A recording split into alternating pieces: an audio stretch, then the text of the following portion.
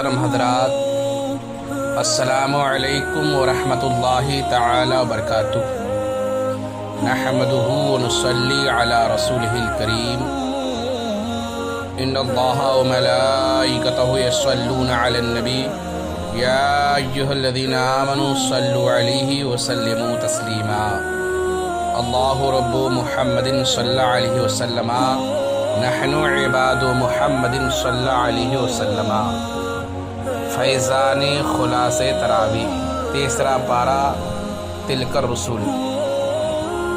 اس پارے کے شروع میں انبیاء کرام علیہم السلام کی عظمت کو بیان کیا گیا ہے کہ تمام نبی علیہم السلام معزز اور مکرم ہیں، اور نبی ہونے میں سب برابر ہیں، لیکن ان کے درجات و کمالات، خصائص و مراتب الگ الگ ہیں، اور سب سے اعلیٰ ہمارے پیارے آقا صلی اللہ علیہ وسلم ہے۔ اس آیت میں بعض کو بعض سے افضل فرمایا گیا، نہ کہ بعض سے ادنا، کہ یہ بے ادبی ہے۔ لہذا انبیاء کرام علیہم السلام کے فضائل بیان کرنے میں بھی احتیاط کرنی چاہیے۔ اس کے بعد صدقہ اور خیرات کر کے اپنی آخرت کو سنوارنے کی ترغیب ارشاد فرمائی گئی، ورنہ قیامت کے دن نہ مال کام آئے گا، نہ رشتہ دار، کفار کے لیے کوئی سفارش نہیں ہوگی۔ اس کے بعد وہ عظمت والی آیت ہے جس کو آیت الکرسی کہا جاتا ہے۔ یہ سورہ بقرہ کی آیت نمبر 255 ہے، اور اس کی عظمت کا راز یہ ہے کہ ذات باری کی جلالت اور اس کی قدرت کی وسعت کو بھرپور انداز میں بیان کیا گیا ہے، اور اس میں اللہ پاک کا نام 17 مرتبہ آیا ہے، کچھ مرتبہ صراحتاً یعنی بالکل واضح طور پر جیسے اللہ، اور باقی مرتبہ اشارتاً جس کو عربی میں ضمیر کہتے ہیں، جیسے وہ ذات بڑی عظمت و برکت والی آیت ہے۔ نبی کریم صلی اللہ علیہ وسلم نے بخاری شریف میں فرمایا، جو سوتے وقت آیت الکرسی پڑھے تو صبح تک اللہ پاک اس کی حفاظت فرمائے گا، اور شیطان اس کے قریب نہیں آ سکے گا۔ اگلی آیت میں یہ اصول بیان ہوا کہ ہدایت اور گمراہی کے واضح ہونے کے بعد دین میں داخل ہونے کے لیے کسی پر جبر نہیں۔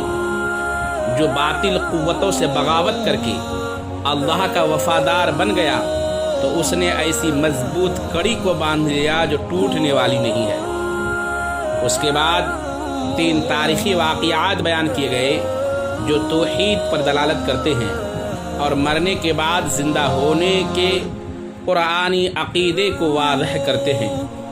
پہلا واقعہ آیت نمبر 258 سے شروع ہوتا ہے۔ اس میں حضرت ابراہیم علیہ السلام اور نمرود کا مکالمہ بیان کیا گیا ہے کہ نمرود جو کافر تھا، اس کا دعویٰ تھا میں بھی مردوں کو زندہ کر سکتا ہوں اور زندوں کو موت دے سکتا ہوں، لہذا میں اس کائنات کا رب ہوں معاذ اللہ۔ حضرت ابراہیم علیہ السلام نے فرمایا کہ اللہ تعالیٰ سورج کو پورب سے نکالتا ہے، تم مغرب سے نکال کر دکھاؤ۔ اس پر وہ بالکل لاجواب ہو گیا اور کچھ بھی نہ کر سکا۔ دوسرا واقعہ آیت نمبر 258 میں حضرت عزیر علیہ السلام کا ہے، جب بیت المقدس کو بخت نصر نے بالکل ویران کر دیا تو اس اجڑے شہر کو دیکھ کر حضرت عزیر علیہ السلام نے کہا انا یحیی ھذہ اللہ بعد موتھا، یعنی اللہ انہیں ان کی موت کے بعد کیسے زندہ کرے گا؟ تو اللہ تعالیٰ نے عزیر علیہ السلام کی روح قبض فرما لی اور ان کی سواری گدھا بھی مر گیا۔ 100 سال کے بعد اللہ پاک نے ان کو زندہ فرمایا، اور سواری کی جو بوسیدہ ہڈیاں تھیں وہ آپ کے سامنے جمع ہوئیں، ان پر گوشت چڑھا، اس میں روح پھونکی گئی اور وہ اٹھ کھڑا ہوا، اور ان کے ساتھ جو کھانا تھا یعنی انگور و کھجور وہ 100 سال تک بالکل تر و تازہ رہا، اس میں بو تک نہیں آئی۔ اس طرح اللہ پاک نے اپنی قدرت کا مشاہدہ کروایا۔ تیسرا واقعہ حضرت ابراہیم علیہ السلام کا آیت نمبر 260 میں ہے، جنہوں نے مرنے کے بعد زندہ ہونے کی کیفیت کا مشاہدہ کرنا چاہا اور دل کے اطمینان کے لیے اس کی عملی کیفیت کو دیکھنے کی خواہش کی کہ اللہ پاک ان کو کس طرح زندہ فرمائے گا۔ اللہ تعالیٰ نے فرمایا اولم تؤمن، کیا تم کو یقین نہیں؟ حضرت ابراہیم علیہ السلام نے جواباً عرض کی کہ بلا ولکن لیطمئن قلبی، یقین کیوں نہیں مگر یہ چاہتا ہوں کہ میرے دل کو قرار آ جائے۔ اللہ پاک نے ان کو حکم دیا کہ 4 پرندوں کو لے کر انہیں مانوس کر لیں، پھر انہیں ذبح کریں، پھر قیمہ بنا کر ان کے ذرات آپس میں ملا دیں، پھر اس کو الگ الگ پہاڑیوں پر رکھ کر ان پر پرندوں کا نام لے کر پکاریں تو وہ دوڑتے ہوئے آئیں گے۔ جب ابراہیم علیہ السلام نے ایسا کیا تو وہ اصلی شکل و صورت بن کر حضرت ابراہیم علیہ السلام کی بارگاہ میں حاضر ہو گئے، جس سے اللہ کی زبردست حکمت و قوت کا عملی مشاہدہ ہو گیا۔ حضرت ابراہیم علیہ السلام نے اپنی آنکھوں سے خود دیکھ لیا کہ اللہ تعالیٰ مردوں کو کیسے زندہ فرمائے گا، ساتھ ہی غیر اللہ کو پکارنے کی دلیل بھی سامنے آ گئی کہ یہ کوئی شرک نہیں، ورنہ اللہ پاک اس کا حکم ارشاد نہ فرماتا۔ صدقہ و خیرات کے بارے میں آیت نمبر 261 سے لے کر 276 تک 4 آیت بیان کی گئیں۔ 2 مثالیں اخلاص کی اور 2 ریاکاری کی بیان ہوئی۔ اخلاص کے ساتھ اللہ کی بارگاہ میں مال خرچ کرنے کی مثال ایسے ہی ہے جیسے زمین میں ایک بیج ڈال کر دانہ حاصل کرنا، اور ریاکار کا صدقہ ایسا ہے جیسے سخت چٹان پر غلہ اگانے کی ناکام کوشش کرنا۔ اخلاص کے ساتھ اللہ کی راہ میں خرچ کرنے کا فائدہ یہ ہے کہ سال میں 2 دفعہ زمین پھل دیتی ہو، اور ریاکاری کے ساتھ اللہ کی راہ میں خرچ کرنے کی مثال اس شخص کی ہے جو اپنی جوانی میں محنت کر کے بہترین فصل اگائے اور بڑھاپے میں جب یہ محتاج ہو، اس فصل کی ضرورت ہو اور وہ اس کی اولاد کو اس گلے کی ضرورت ہو تو وہ ناگہانی آفت سے تباہ برباد ہو جائے۔ اسی طرح ریاکار کا اجر و ثواب آخرت میں ختم ہو جائے گا کہ دنیا میں محنت کر بھی لے، آخرت میں اس کے کام کا کوئی اجر نہیں۔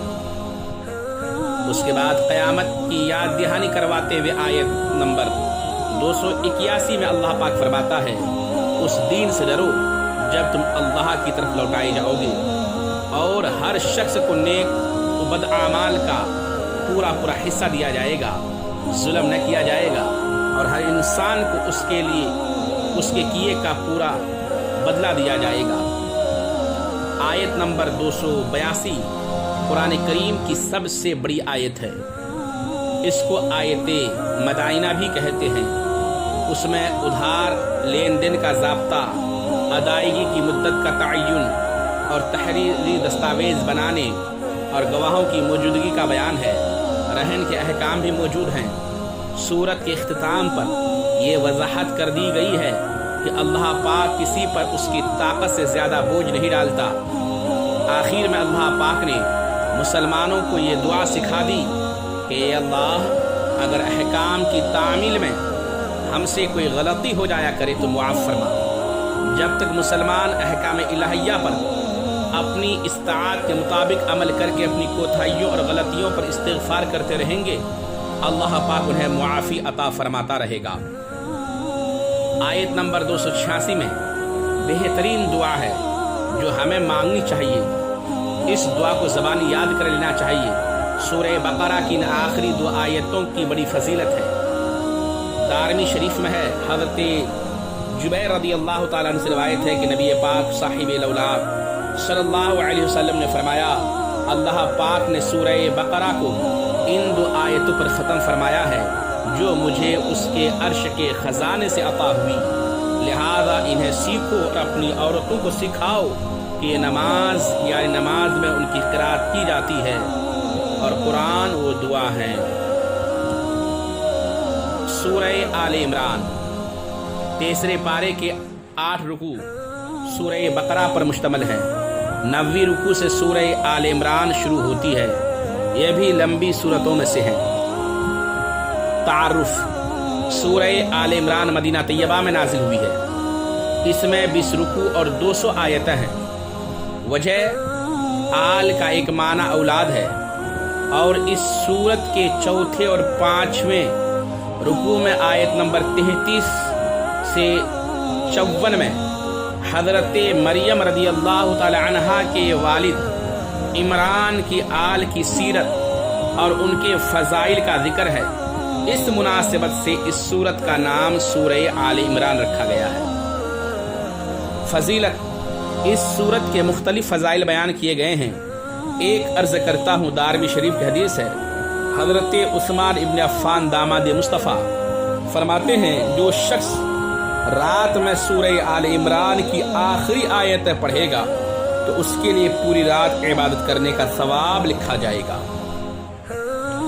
سورہ بقرہ اور سورہ آل عمران کے مضامین میں حد درجہ مناسبت پائی جاتی ہے۔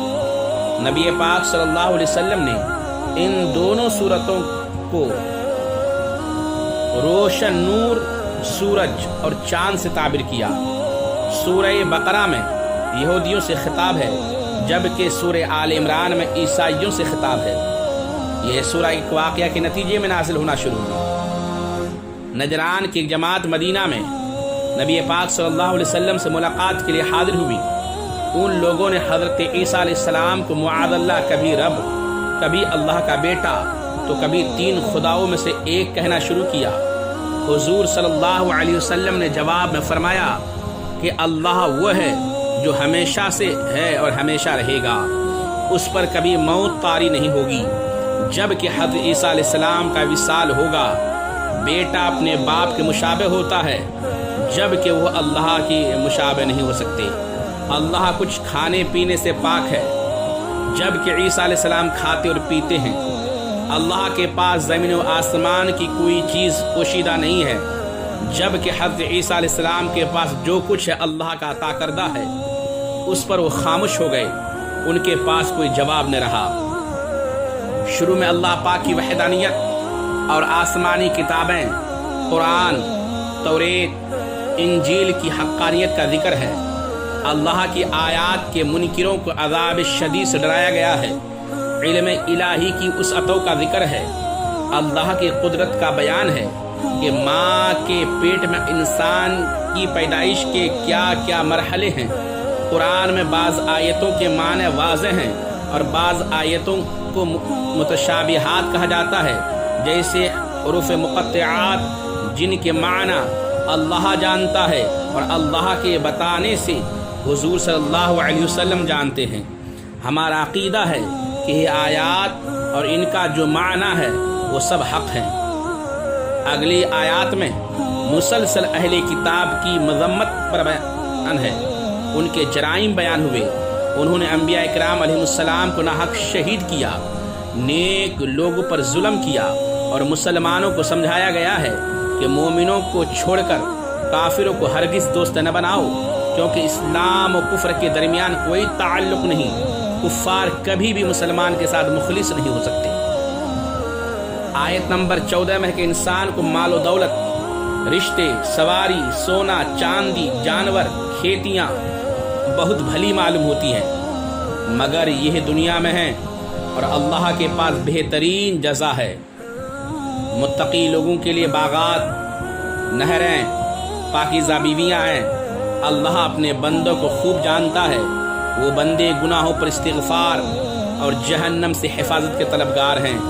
سچ بولنے والے، صبر کرنے والے، فرما برداری کرنے والے، صدقہ و خیرات کرنے والے، تہجد کے وقت معافی مانگنے والوں کا بھی ذکر کیا گیا ہے۔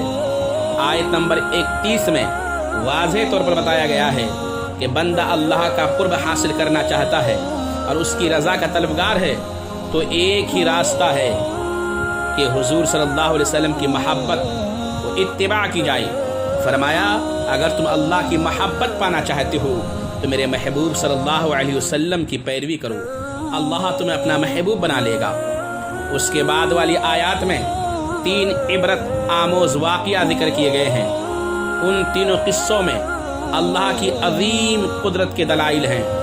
حضرت عمران کی صاحب کردار پاکیزہ اہلیہ، हिना बिनते फाकूजा जब हामिला हुई तो मन्नत मानी कि अपने पैदा होने वाले बच्चे को अल्लाह के लिए वक्फ कर दूंगी, मगर उनके यहाँ खिलाफ तवक्का लड़की की पैदाइश हुई। लड़की पैदा होने के बावजूद भी अपनी मन्नत पूरी की, उनका नाम मरियम रखा और हज़रत ज़करिया अलैहिस्सलाम की किफ़ालत में दे दिया। अल्लाह ने हज़रत मरियम रज़ी अल्लाह ताला अन्हा को अपनी बारगाह में कबूल फरमाया और आप बचपन से लेकर जवानी तक इबादत में मसरूफ़ रहीं, यहाँ तक कि बारगाह इलाही से यह करामत भी ज़ाहिर हुई कि आपके पास बेमौसम फल आने लगे और उसका जिक्र कुरान पाक में वाज़ेह तौर पर है। हज़रत ज़करिया अलैहिस्सलाम आपके खालू भी थे। एक दिन आपके हुजरे में तशरीफ़ लाए, जब आप इबादत में मसरूफ़ थीं, इतने फल देखकर आपसे पूछा कि मरियम ये बेमौसम फल कहाँ से आते हैं? कहा अल्लाह की तरफ से आते हैं। अल्लाह जिसे चाहता है बिला हिसाब रिज़्क़ अता फरमाता है। हज़रत ज़करिया अलैहिस्सलाम की अब तक कोई औलाद न थी और उनकी ज़ौजा की उम्र भी बड़ी हो चुकी थी, तो ज़करिया अलैहिस्सलाम बीबी मरियम रज़ी अल्लाह ताला अन्हा के पास बेमौसम फल देखकर रहमत से और पुरउम्मीद हो गए कि जो बेमौसम फल मरियम को दे सकता है तो मुझे बड़ी उम्र में औलाद क्यों नहीं दे सकता। तो दुआ फरमाई कि मुझे अपनी जानिब से पाकीज़ा औलाद अता फरमा। आपकी दुआ कबूल हुई और फरिश्तों ने आकर कहा, ए ज़करिया, आपको अल्लाह की तरफ से नेक और सालेह बेटा यहया अलैहिस्सलाम की बिशारत है। हज़रत ज़करिया अलैहिस्सलाम उसके बाद 3 दिन मुसलसल खामोश रहकर इबादत में मसरूफ़ हो गए। फिर फरिश्तों ने बीबी मरियम रज़ी अल्लाह ताला अन्हा को पुकार कर कहा कि अल्लाह ने आपको बुलंद मर्तबा अता किया है और आपको पाकीज़गी व तहरत अता की है, तमाम जहानों की औरतों में बुलंद मर्तबा दिया है। आप अपने रब की बंदगी करें और रुकू सुजूद करें। फिर हज़रत ईसा अलैहिस्सलाम की पैदाइश का जिक्र है। बीबी मरियम रज़ी अल्लाह ताला अन्हा का दिल बग़ैर शोहर के बेटे अता होने पर परेशान था। ये वो बेटे थे जो कोड़ियों को शिफा देते और मादरजाद अंधों को बीना करते, जो बनी इसराइल खाते और छुपाते और जो बचाते उसकी खबर देते थे। आपके मुजज़ात को देखकर आपकी कौम ने आपको मुआज़ल्लाह अल्लाह का बेटा कहना शुरू कर दिया। उस पर अल्लाह ने कुरान में फरमाया कि बेशक ईसा अलैहिस्सलाम की मिसाल आदम अलैहिस्सलाम जैसी है, जिनको बगैर बाप और माँ के पैदा किया गया, मिट्टी से बनाया और फरमाया कुन फयकून, यानी हो जा तो हो गया। जब आदम अलैहिस्सलाम को खुदा या खुदा का बेटा न कहा, न माना, तो ईसा अलैहिस्सलाम को क्यों मानते हो? नजरान का वफ्द हुजूर अलैहिस्सलाम से ईसा अलैहिस्सलाम की विलादत के मामले में बहस करने के बाद लाजवाब हो गया, लेकिन हकीकत को तस्लीम करने पर आमादा न हुआ। उस पर हुजूर सल्लल्लाहु अलैहि वसल्लम ने उनको मुबाहिला का चैलेंज किया कि तुम हक को तस्लीम नहीं करते तो अपने घर वालों को ले आओ और झूठों पर अल्लाह की लानत हो। चुनांच नबी पाक सल्लल्लाहु अलैहि वसल्लम हज़रत अली, फातिमा, हसन और हुसैन रज़ी अल्लाह ताला अन्हुम के साथ मैदान मुबाहिला में पहुँचे तो उनके पादरियों ने चैलेंज कबूल करने से इनकार कर दिया। यहाँ तक कि उनके बड़े ने कहा अगर मुबाहिला को कबूल कर लेते तो क़यामत तक के लिए ईसाई दुनिया से ख़त्म हो जाते। फिर इस सूरत में बताया कि कुफ़ार ईसा अलैहिस्सलाम की जान के दर पे थे। अल्लाह ने ईसा अलैहिस्सलाम को बिशारत दी कि मैं आपको जिंदा आसमान की तरफ उठाऊंगा और वह आपका कुछ बिगाड़ न सकेंगे। अल्लाह पाक ने अपने वादे को पूरा फरमाया, ईसा अलैहिस्सलाम को जिंदा उठा लिया। अब ईसा अलैहिस्सलाम क़यामत से पहले दमिश्क की जामा मस्जिद पर उतरेंगे और दज्जाल को कत्ल फरमाएंगे। आयत नंबर 69 से अहले ईमान को आगाह किया गया कि अहले किताब खुद गुमराह हैं, अल्लाह की आयात का इनकार करते हैं, हक को बातिल से मिलाते हैं, जानते बूझते हक को छुपाने के मुर्तकब होते हैं। आखिरी आयत में दीन इस्लाम के तसलसल का जिक्र है कि ये मजहब हजरत आदम अलैहिस्सलाम से चला आ रहा है और इस्लाम के सिवा कोई और मजहब को कबूल नहीं किया जाएगा। ایمان و کفر ایک دوسرے کے الٹ ہیں، کبھی جمع نہیں ہو سکتے۔ اگر کوئی شخص اسلام کی جگہ کسی اور دین میں پناہ تلاش کرتا ہے، اس کے لیے کوئی پناہ نہیں۔ یہ مکمل ہوا، انشاءاللہ تعالی پھر حاضر ہونے کی کوشش کروں گا۔ السلام علیکم ورحمۃ اللہ تعالی وبرکاتہ۔